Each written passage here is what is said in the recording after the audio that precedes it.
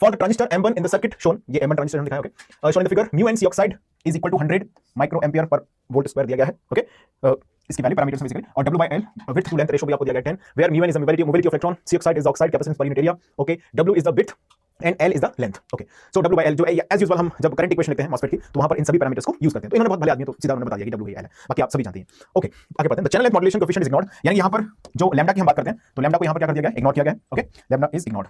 आप बोल सकते हैं यहां पर लैम्डा की वैल्यू रखी इंफिनिटी, तो जो स्मॉल RDS हम लिखते हैं 1/लैम्डा IDS, तो उसकी वैल्यू हो जाएगी यहां से, sorry lambda must be 0, definitely 1/लैम्डा एक्चुअली वहां पर लोकेट होता है, जो स्लोप हम डिटरमाइन करते हैं, so lambda 0 makes RDS is to be infinity.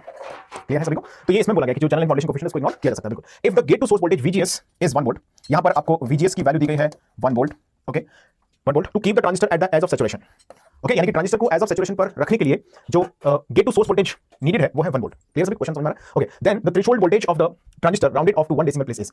दोस्तों थ्रेशोल्ड वोल्टेज जो है वो ट्रांजिस्टर का पैरामीटर है, ओके, लेकिन यहां पर क्वेश्चन में आपको एक सिचुएशन उन्होंने दी है कि VGS जो है 1 वोल्ट रहना चाहिए जिससे कि ट्रांजिस्टर सैचुरेशन में काम कर सके, तो कंडीशन ऑफ सैचुरेशन आपको दे दी है, और साथ में आपसे हम पूछ लिया कि थ्रेशोल्ड वोल्टेज जो है वो क्या होगा।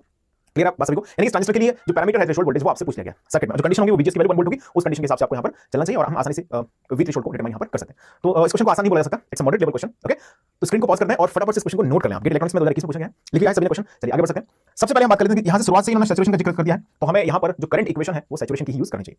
चलिए, सो IDS सिंस जब हम बात करते हैं in saturation region current IDS is equal to होगा म्यू एन, ये सब डिस्कशन हम कर चुके हैं करंट इक्वेशन की, यहां पर बिल्कुल भी बात इस तरह की नहीं करेंगे। Mu N C oxide W/L into VGS minus V threshold whole square, और यहां पर या तो ब्रैकेट में डिवाइड बाय 2 लिख दो या फिर ब्रैकेट के बाहर यानी यहां पर लिख दें डिवाइडेड बाय 2, ओके, तो ये हमारे पास होती है करंट इक्वेशन जब ट्रांजिस्टर ऑपरेट करता है सैचुरेशन रीजन।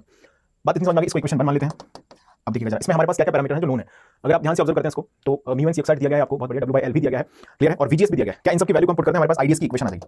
IDS हमको नहीं पता तो सर्किट से थोड़ा सा हम इसे एनालाइज करेंगे। और देखिएगा mu N C oxide W/L कितना दिया, म्यू एन सी ऑक्साइड दिया 100, W/L दिया 100 10, ओके, थोड़ा यूनिट के दिमाग में रखिएगा, 100 × 10 100 × 10 डिवाइडेड बाय 2, VGS कितना दिया बोलो 1 माइनस V थ्रेशोल्ड जो कि हमें फाइंड करना है, तो हमारे पास इस इक्वेशन आ गई, इसको इक्वेशन 1 मान लेते हैं, ये बेटर रहेगा क्योंकि ये तो जनरल इक्वेशन है, ये इक्वेशन यूज हम करेंगे तो इसको 1 मान लेते हैं। क्लियर है बात सभी को?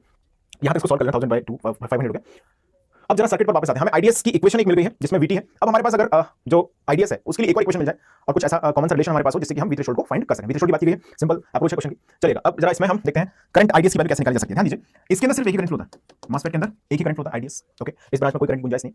One current is moving from that side to that side, okay. अच्छा, सोर्स वोल्टेज कितना है दोस्तों? 0, ये सोर्स रीजन का वोल्टेज 0 है। V आउट जिसको बोल दिया गया है वो एक्चुअली है ड्रेन वोल्टेज, बिल्कुल। तो क्या मैं ऐसा बोल सकता हूं यहां से जो करंट जा रहा है IDS वो VDD सप्लाई 3 वोल्ट और ड्रेन वोल्टेज के बीच में फ्लो है, या हम इसको समझने के लिए VDS भी बोलते हैं, कोई परेशानी नहीं क्योंकि सोर्स वोल्टेज तो 0 है ना, यहां पर VGS इन्होंने यूज किया, हां सोर्स वोल्टेज 0 तो गेट वोल्टेज ही है अल्टीमेटली। तो क्या मैं यहां से फ्रॉम सर्किट क्या बोल सकता हूं, ध्यान दीजिए, फ्रॉम सर्किट मैं बोल सकता हूं IDS इज इक्वल हो जाएगा VDD माइनस VDS